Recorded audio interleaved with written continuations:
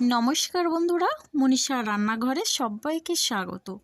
প্রতিদিনের মতো আজকেও নিয়ে চলে এলাম দারুণ একটা সুস্বাদু রেসিপি। আর এই রেসিপিটি দেখতে হলে অবশ্যই লাইক দিয়ে দেখা শুরু করুন। ভিডিওটি ফুল ওয়াচ করবেন, এটাই আমার অনুরোধ রইল। আর যারা এখনও আমার চ্যানেলটিকে সাবস্ক্রাইব করেনি, প্লিজ সাবস্ক্রাইব করে পাশে থাকা বেল আইকনটি প্রেস করে দিন, তাহলে সবার আগে আপনি আমার নোটিফিকেশান পেয়ে যাবেন।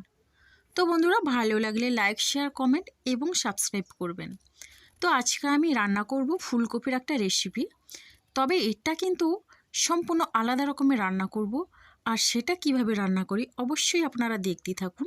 তো দুর্দান্ত একটা রেসিপি। ফুলকপির অনেক রকমের রেসিপি আপনারা খেয়েছেন, তবে আমি কিন্তু যেভাবে রান্না করব সেটা আপনারা দেখুন, দেখলেই বুঝতে পারবেন সত্যি দুর্দান্ত একটা রেসিপি। তো যাই হোক বন্ধুরা, এখন আমি রেসিপিটি শুরু করব। আপনারা কোনো রকমের ভিডিওটি স্কিপ না করে দেখতে থাকুন। তো চলুন বন্ধুরা, রেসিপিটি শুরু করি। আর এই রেসিপির মূল উপকরণ হচ্ছে ফুলকপি।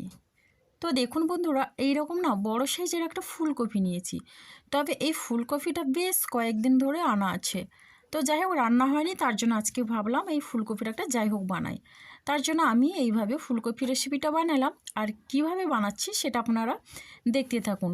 প্রথমে আমি ফুলকপিটা কেটে নিলাম, আর এই ফুলকপির ডাঁটাগুলো কিন্তু আমি রেখে দিলাম অন্য একটা রেসিপি করব। তো দেখুন, ফুলকপিটা আমি নিলাম, আর ফুলকপিটা আমি কেটে নেব। তো আমি একটু ছোট সাইজ করে কেটে নেব। ফুলকপির এই রেসিপিটা কিন্তু সত্যি দুর্দান্ত লাগে। তো আপনারা তো অনেক রকমের ফুলকপির রেসিপি খেয়েছেন, তো এটা একবার ট্রাই করবেন, দেখবেন অসাধারণ লাগবে। তো বন্ধুরা, ফুলকপিটা আমার কিন্তু এইভাবে করে কেটে নিয়েছি। আর একটা ফুলকপির অর্ধেকটা আমি নিয়েছি। তো দেখুন বন্ধুরা, উষ্ণ গরম জল নিয়েছি, আর ফুলকপিটাকে এই উষ্ণ গরম জলে আমি ধুয়ে নিয়েছি। আর এদিকে গ্যাসে কড়াই বসিয়ে দিয়েছি, আর জল দিয়ে জলটা আমি হালকা গরম করে নিয়েছি। এখন আমি ফুলকপিটা দিয়ে দিলাম। তবে ফুলকপির মাথায় একটু কালো স্পট আছে, তবে আমি ছুরি দিয়ে কিন্তু ওগুলো পরিষ্কার করে দিয়েছি। তো যাই হোক, অনেক দিন ধরে ফুলকপিটা যেহেতু আনা ছিল, তো অনেক দিন ধরে ফুলকপি আনা থাকলে এরকম করে আমি পরিষ্কার করে নিই। এখন না লবণ দিয়ে দিলাম, আর লবণ দিয়ে আমি ঢাকনা দিয়ে হালকা করে একটু সেদ্ধ করে নেব। তো এদিকে আমি একটা মশলা করে নিয়েছি। তা দেখুন বন্ধুরা, এখানে আমি নিয়েছি 1 চামচ পরিমাণে তিল, আর নিয়েছি 2 চামচের মতো চিনেবাদাম। তো এখন আমি এই দুটো ভালো করে পেস্ট করে নিচ্ছি। তো দেখুন বন্ধুরা, পেস্ট আমার হয়ে গেছে। আর এদিকে আমি ফুলকপি ভাপাতে দিয়েছিলাম, তো আমি দেখে নিচ্ছি আমার ফুলকপি ভাপানো হয়ে গেছে। আর এখন আমি জলটা ঝরিয়ে তুলে নিলাম। তো বন্ধুরা, আর এখন আমি এখানে বড় সাইজের একটা বাটি নিয়েছি, আর প্রথমে দিয়ে দিলাম এই চামচের 1 চামচ হলুদের গুঁড়ো আর লঙ্কার গুঁড়ো। আর এখন দিয়ে দিচ্ছি 1/2 চামচ জিরের গুঁড়ো, আর দিচ্ছে 1/2 চামচ ধনে গুঁড়ো।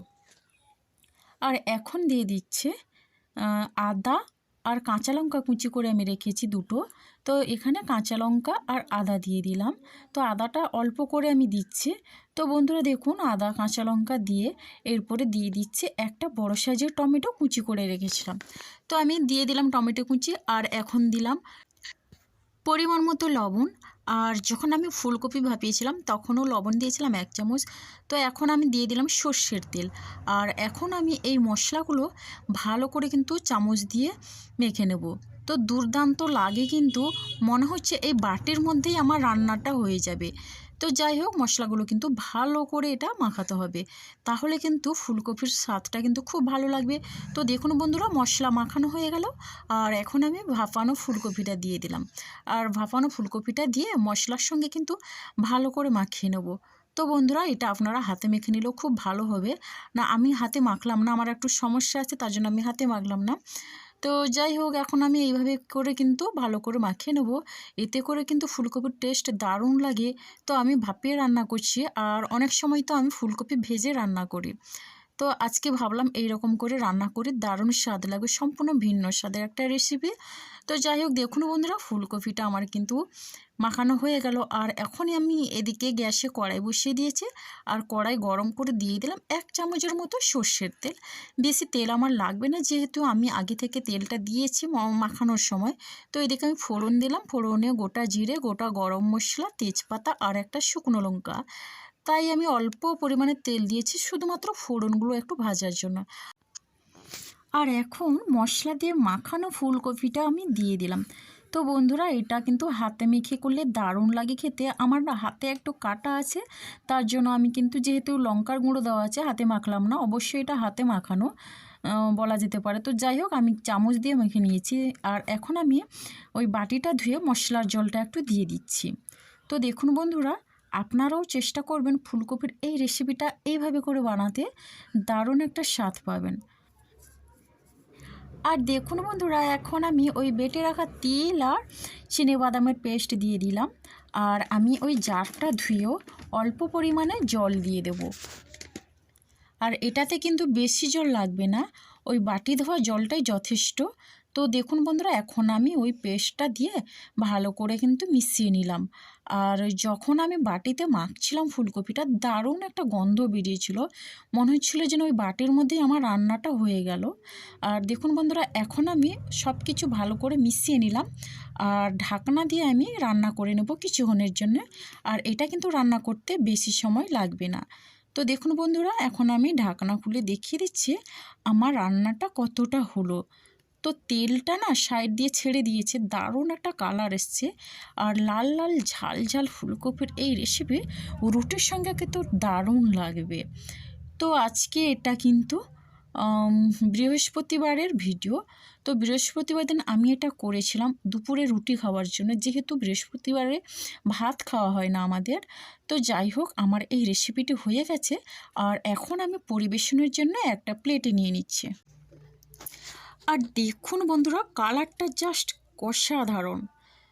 তো বন্ধুরা, আপনারাও চেষ্টা করবেন ফুলকপির এই রেসিপিটা আমার মতো করে বানাতে, সত্যি দারুণ লাগবে। আর এটা কিন্তু আমি গ্যারেন্টি দিয়ে বলতে পারি, ফুলকপির এই রেসিপি খেলে অন্য কোনো রেসিপি খেতে আপনার ইচ্ছা করবে না। তো যাই হোক, যারা কিন্তু ফুলকপি খেতে চায় না, আপনারা অবশ্যই একবার হলেও এটা ট্রাই করবেন, দেখবেন দুর্দান্ত একটা স্বাদ পাবে। তো এটা কিন্তু খুব অসাধারণ হয়েছে। এটা ভাত রুটি সবটার সঙ্গে ভালো করে খেতে পারবেন। তো যাই হোক বন্ধুরা, আপনারা যারা আমার ভিডিওটি ফুল ওয়াচ করলেন, আপনাদের অনেক অনেক ধন্যবাদ রইল আর অনেক অনেক ভালোবাসা। তো বন্ধুরা, আপনাদের সুস্থতা আমি কামনা করি, যেহেতু আপনারা আমার পরিবারের মানুষ। তো যাই হোক, আজকের ভিডিওটি আমার এই পর্যন্ত। আগামীকাল আসবো আবার একটা নতুন ভিডিও নিয়ে। তাহলে সবাই সুস্থ থাকুন, ভালো থাকুন। অনেক অনেক ধন্যবাদ।